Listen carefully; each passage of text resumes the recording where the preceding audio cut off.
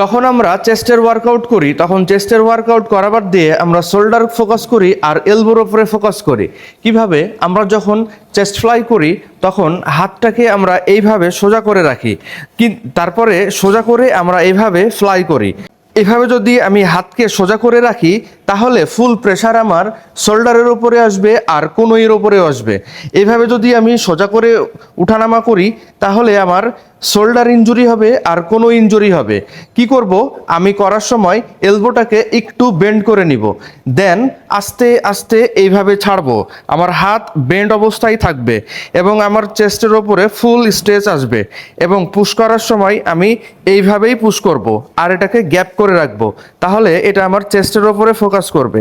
এভাবে যদি আমি করি তাহলে আমাদের ফুল চেস্টের ওপরে কাজ করবে আর আমরা ইনজুরি থেকে রক্ষা পাবো। সো সঠিক পদ্ধতিতে ব্যায়াম করবেন, ইনজুরি থেকে রক্ষা পাবেন।